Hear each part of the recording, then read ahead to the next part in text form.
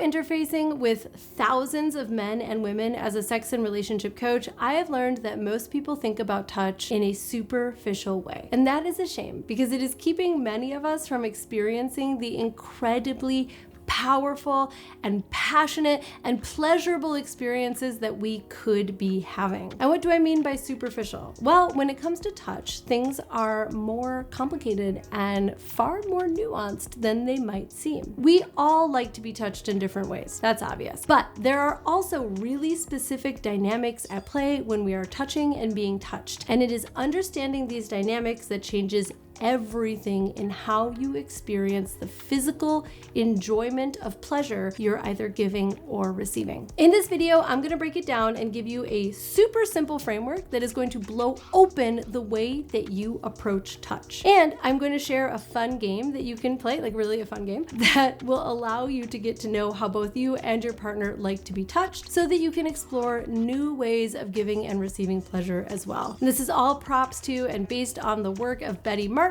More on her and where you can get her information in just a moment. But before all of that, let me quickly explain a few things that most people simply don't understand about touch because we have never been taught it. Number one, touch can be for the giver or the receiver. We often think about touch being for the person being touched, and that the person doing the touching is more or less doing them a favor, but this could not be further from the truth. The dynamics of who touch is for are ever shifting, and it is understanding these dynamics that opens up a whole new level of play within the experience. We'll get nuanced in that later in the video. Number two, consent is more than just permission. When it comes to touch, people see consent often as a matter of yes or no. You can do that or you can't. And while this is a part of consent, it's also important that we all understand the purpose of the touch, because being informed about what we are consenting to is required in order to give real enthusiastic consent. Number three, taking isn't necessarily selfish. Consciously taking and accepting touch and pleasure isn't selfish. It is an important part of a healthy dynamic. It just requires clear communication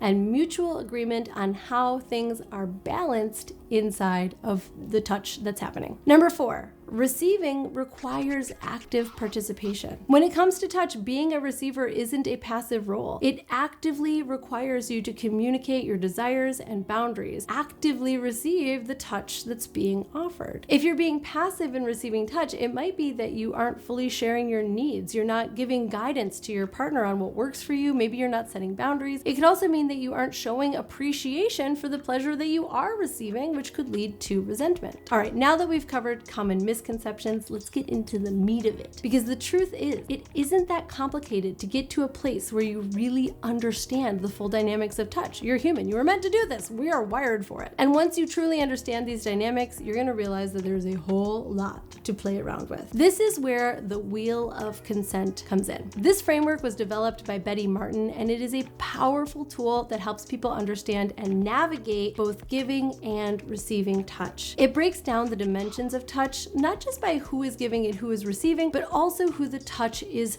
for. By doing this, it keeps us mindful of one of the most important elements of touch, and that is the intention of touch. This is where most of us get confused. You see, most of us touch in a kind of clumsy, thoughtless way, and then we don't understand why our touch isn't being received or appreciated in the way that we hoped it would. Here's an easy example of what I mean. Say you're walking through your kitchen and you come up behind your partner to squeeze her butt. It's clear who the giver and the receiver is, but what's less clear is who the touch is for, and that's the intention. And this is what makes the difference between turning her on and wrapping her arms around you and giving you a kiss, or her batting you away and you feeling rejected. In this example, if you're the one to notice her butt and squeeze it because you just happen to like how it feels in your hand, then the touch is for you. But let's say she's being flirty and she's like sticking out her butt for you to grab as you walk by. That changes the whole dynamic. Suddenly the touch becomes for her. When it comes to touch related to sex, it's sometimes unclear whether we're touching our partners for their enjoyment or for ourselves. And of course, we want things to be mutually enjoyable, but what the wheel of consent does by breaking down these different dynamics into quadrants is provide a clear framework that we can understand the way that touch works and how we practice it both in and out of the bedroom. And when we understand that, we're able to deepen our experience. The wheel of consent consists of 4 quadrants that represent the different dynamics of touch based on who is doing the touching and who the touching is for. There's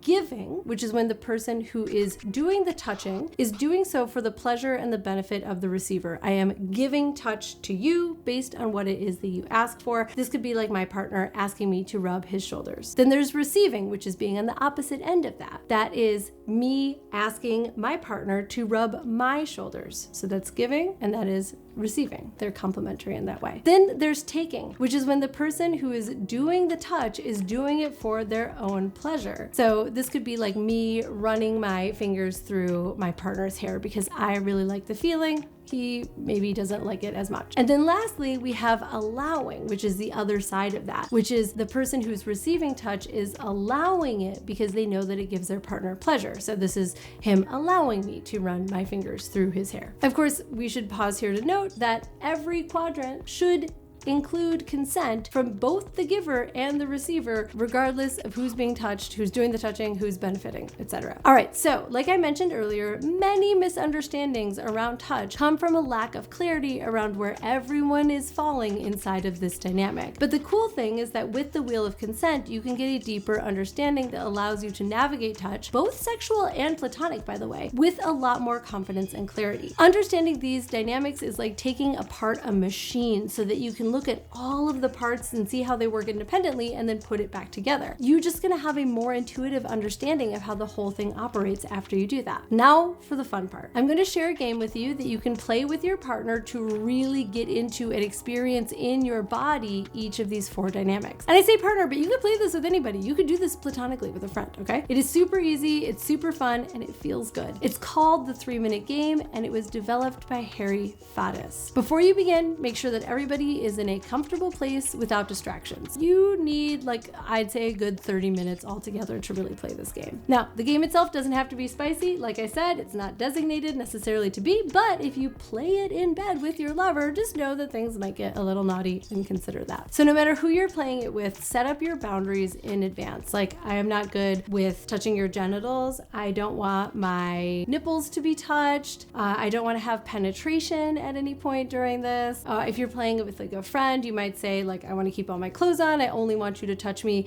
on my face, my neck, and my hands. You are free to set up your boundaries. You are free to change them to a no at any time. So like, you may have been good with being touched on your face before you got started, but then you realize that you don't want it. You are free to set that boundary and say, you know what, no more touch on my face. One of the great things about this game is that you can amend it as you're going. All right, so the game consists of 4 rounds. Round 1, how would you like me to touch you for 3 minutes? It is as simple as that. You ask your partner, or whoever it is that you're playing with, how they would like to be touched, and then you do that for exactly 3 minutes. Following their consent and yours, they should be giving you instructions the whole time, like move to my shoulders, massage my neck, scratch my hair, etc. Round 2, how would you like to touch me for 3 minutes? In the second round, you let your partner take the lead and touch you in a way that they enjoy. Again, consent. In this, I am allowing touch from my partner. For the next 2 rounds, you're going to just switch and do the same that you did before, but from different roles. So for the next round, it's how would I like to touch you for 3 minutes? Again, understanding my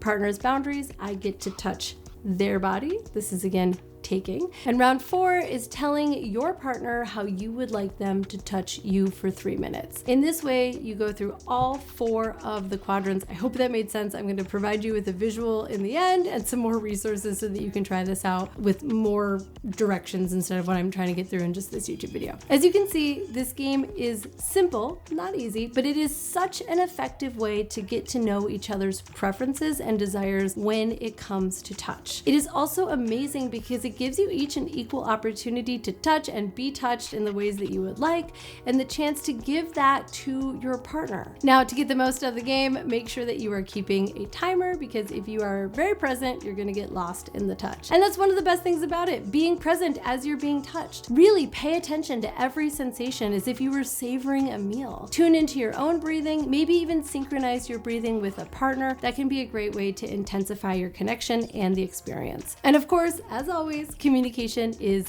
key. Make sure to direct them moment by moment. If you want to be touched harder or softer or somewhere else entirely, give them that instruction. One of the most powerful takeaways from this exercise is that folks who have trouble speaking up in intimate situations are suddenly able to find and exercise their voice. In this game, the more thorough you are, the better. A huge part of the benefit is that you're discovering each other's preferences and boundaries in a way that is clear and comfortable and pleasurable for you both. Not only does it make sure that you're on the same page about what you like and how you like it, it's also a great way to connect and strengthen your bond and get rid of assumptions that you've been making about how your partner likes to be touched. It's really good for that. If you've been following me for a while, then you know I am always talking about how important aftercare is. Even though this isn't necessarily a sexual game, it is still beneficial to reflect and talk about the experience afterward. Integration is as important as the experience itself. The 3-minute game is super fun to play no matter what kind of relationship that you're in. A new relationship, an established one, when you're friends, when you're partners. You can also, like I said, make it really platonic, or it could be really sexual and even kinky. If you go into this with total openness and curiosity, it has the ability to transform your relationship. I've seen couples that have been together for over 20 years play this game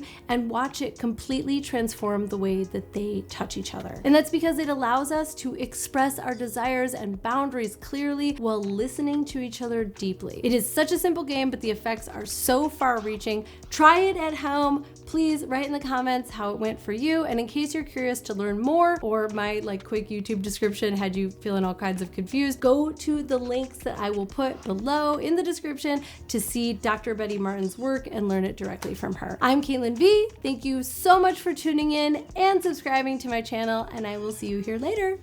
Bye.